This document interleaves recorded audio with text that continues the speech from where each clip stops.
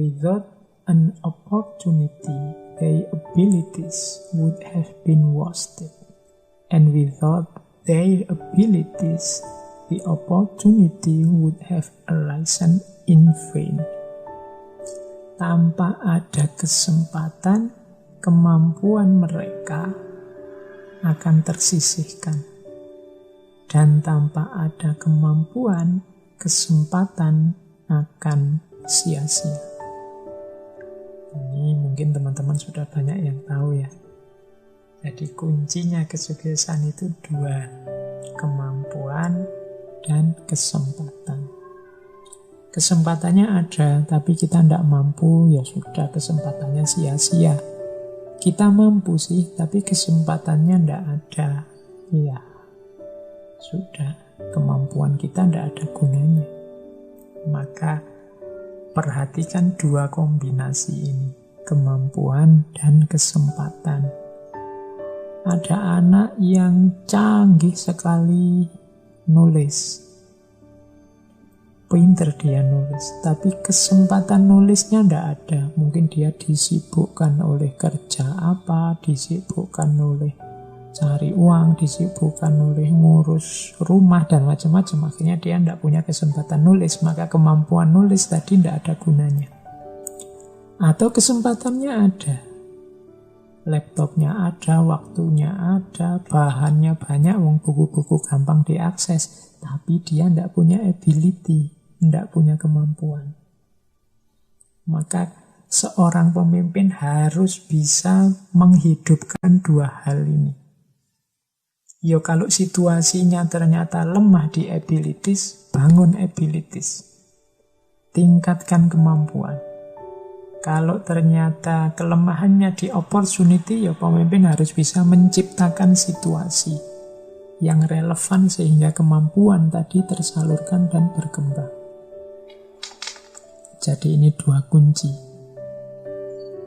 Opportunity dan abilities. Ya teman-teman silahkan introspeksi hidupnya masing-masing. Aku ini bisa apa? Kalau sudah kenal aku ini bisa apa saja, cari opportunity, kesempatan yang bisa menghidupkan kemampuan tadi. Kalau tidak ada apa, ciptakan opportunity. Jadi ciptakan kesempatan yang bisa menghidupkan kemampuan kalian. Atau aku kok tidak bisa apa-apa ya Pak, saya ini rasanya banyak lemah. Oke, kamu ingin bisa apa? Ya belajar. Jadi opportunity dan abilities ini bukan harga mati, sesuatu yang bisa di-create, bisa diciptakan, bisa dilahirkan.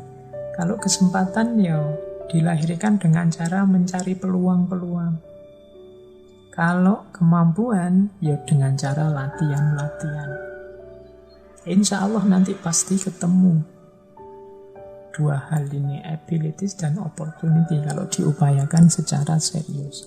Seorang pemimpin punya tanggung jawab ngomong dua aspek ini.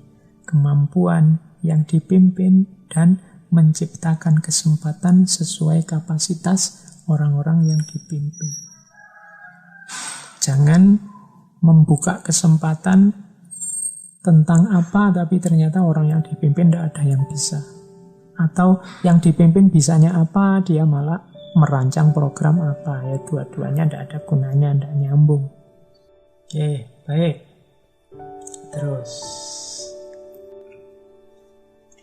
There is no other way to guard yourself against flattery than by making men understand that telling you the truth will not offend you. Tidak ada jalan lain untuk membela, melindungi dirimu dari pujian-pujian dibandingkan dengan cara membuat orang tahu bahwa menceritakan padamu kebenaran itu tidak akan menyerangmu.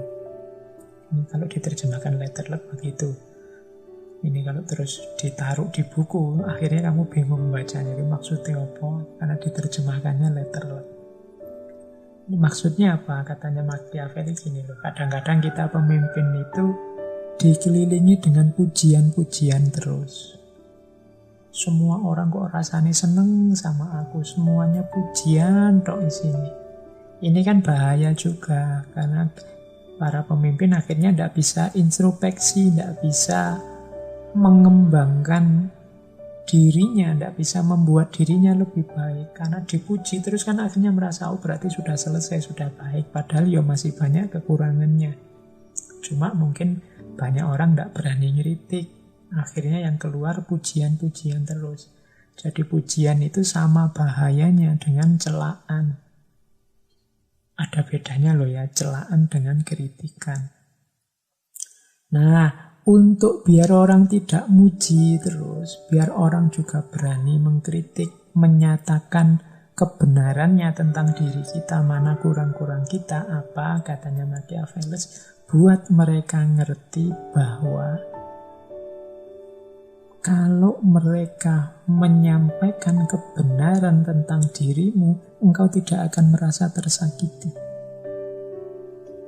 Nah, yakinkan mereka, omong saja apa adanya, termasuk yang mungkin jelek-jelek, tidak apa-apa, saya terima, saya tidak tersakiti kok. Nah, ini membuka peluang, membuka space, membuka kesempatan bagi orang untuk tidak cuma muji, tapi juga membicarakan mana yang kurang dalam diri para pemimpin. Karena dipuji terus ya bahaya. Katanya Machiavelli, biarkan mereka ngerti bahwa menceritakan kebenaran tentang dirimu itu tidak membuatmu sakit, tidak membuatmu tersakiti. Nah, ini satu-satunya jalan. Ya jangan dipaksa. Ayo ngeritik aku, itu juga tidak masuk akal. Nanti orangnya tambah takut, jangan-jangan ini hanya pancingan. Atau apalagi yang ngeritik dimarah-marahi, ini juga akan membungkam kritikan. Tapi yang bagus apa? Tunjukkan pada mereka, tidak apa-apa kamu ngeritik kok saya. Tunjukkan saya lemahnya di mana, kurangnya di mana. Saya tidak tersakiti kok. Itu Machiavelli. Ya kadang-kadang orang itu kan kalau ngomong dengan kenyataannya kan beda. Oh, saya dikritik enggak apa-apa kok, tapi begitu dikritik, wah mencak-mencak, enggak terima. Ya pengalaman kita semua, enggak usah lihat kemana-mana. Kalian yang aktif di dunia postingan itu kan, meskipun kalian tiap hari kowar-kowar, dikritik enggak apa-apa, diberi masukan enggak apa-apa, wong saya itu enggak sempurna. Tapi begitu ada yang kritik beneran kan kita pontang-panting ingin menjawab, pontang-panting ingin meluruskan, menjawab. Ini kan intinya menunjukkan bahwa saya itu sudah benar. Jangan dikritik kan cuma itu. Ya sama saja berarti kan kita masih belum terbuka. Jadi katanya Machiavelli, loh kalau ingin bagus kepemimpinan kita, jangan cuma mencari pujian, tapi dengarkan juga kritikan. Biar orang tidak cuma muji, ya tunjukkan pada mereka bahwa menceritakan yang sebenarnya itu tidak membuatmu tersakiti. Itu tadi yang saya sebut bedanya makian dengan celaan. Bedanya makian celaan dengan kritikan. Kalau kritikan itu ngomong yang sebenarnya tapi bagian yang jelek. Kalau celaan itu kan hanya memaki. Jadi tidak solutif. Tapi kalau kritik itu ada unsur kebenarannya, ada unsur faktanya, ada unsur solutifnya. Ini lo tak tunjukkan perkataanmu atau perbuatanmu yang bagian tidak pas. Nah itu namanya kritik. Jadi kritik itu isinya kebenaran. Loh kalau kritik isinya tidak kebenaran, itu namanya bukan kritik tapi fitnah.